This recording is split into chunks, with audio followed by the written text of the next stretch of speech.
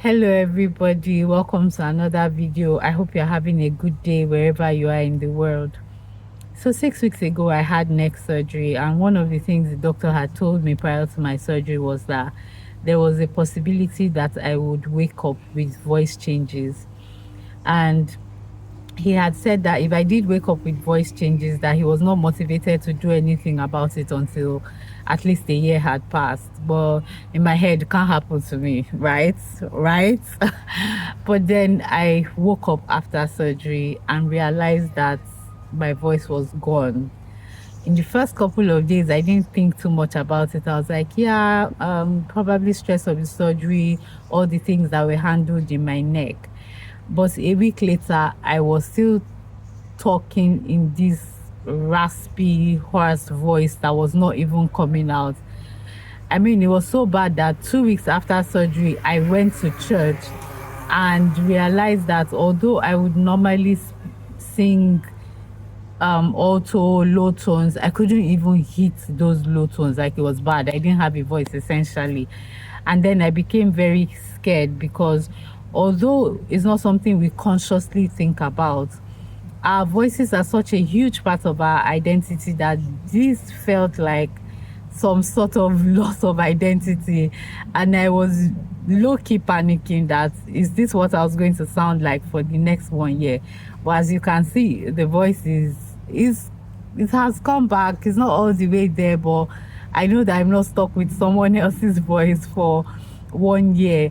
And the story of Jacob trying to steal his brother's birthright from his father who had become blind really hit home because Jacob disguised himself, his physical body, to look like Esau. But the moment he spoke, his father said, "It is the hand of Esau, but the voice of Jacob." Because our loved ones, even if we don't see them, if your loved one called you with someone else's number, chances are that you recognize them by their voice, right? So it was really, it was a scary time for me, but it was also a time of reflection. I was reflecting on what our voices mean, both literally and metaphorically, and I'm going to explain what I mean by that. So, one of the ways in which my longing for home, my nostalgia is expressing itself is in the sheer amount of Nollywood movies that I'm consuming. It's far more than it's far more than the number of movies, Nollywood movies I used to watch when I was back home. But in this period, I find myself watching movies and reflecting on whose voice is it that is speaking to me through the movie. What message is the message colored by the lens? It's literally, whose voice am I hearing? And I will give you some instances. So a few weeks ago, a short video was released on YouTube by a popular online magazine. They have done some videos in the past that I watched, and I was like, oh, this is nice. But my sister told me about this video, and she said, I feel some type of way about this video. And immediately I watched it, I understood what she meant. So the premise is that this is a young, supposedly Christian couple, supposedly, and I'll explain, that have abstained before marriage, and now after marriage could not actually have sex, and it was all sorts of things and all the ways that they tried to overcome that problem. I say supposedly because the wife was overtly, and to my way of thinking, sometimes over the top Christian, and the husband couldn't be half-assed. Like, their approach to the problem were so dissimilar that my sister said, the first lesson in this movie is really, do not be unequally yoked, right? And even her friends, because again, they say, show me your friends and I'll tell you who you are. So even though she was very Christian, her friends, from their approach to the problem, did not really strike you as a Christian. And why this was problematic for me was that in a world where sexual purity and abstinence before marriage is already so controversial, there are so many unintended messages that could be taken from this video, chief of which is, oh, it doesn't pay to abstain. I mean, people that already have a problem with abstinence, one of the things that they claim is that you have to test it. You have to test run the compatibility, right? And so if you were a young Christian that was struggling, you could just look at this and be like, I can't take the chances, right? The other thing I watched that made me again sit up and think was, there was this Black American series on Netflix that I had saved to watch later and forgotten about it until Netflix told me that they were taking it off.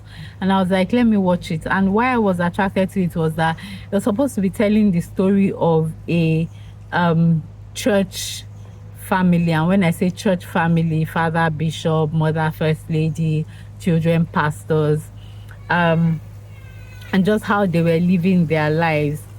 And the thing is, like, just like the first movie, right? The storylines are very believable. I know these things happen.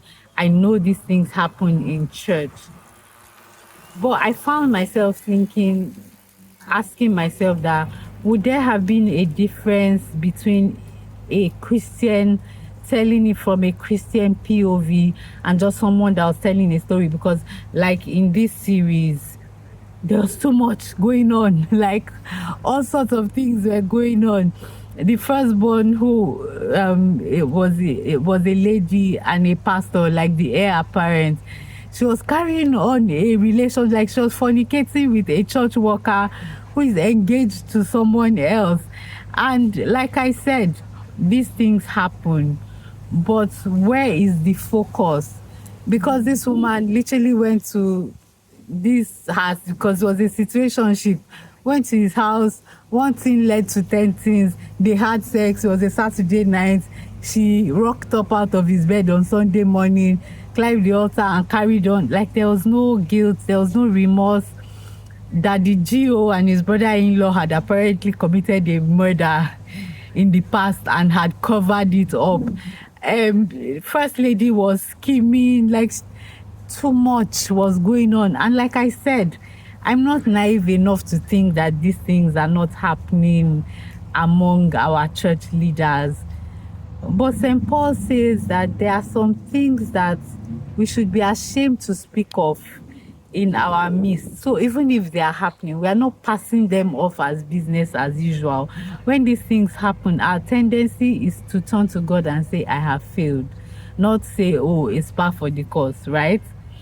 And I want to think that if it had been a Christian telling a Christian story, that's how they would have approached it.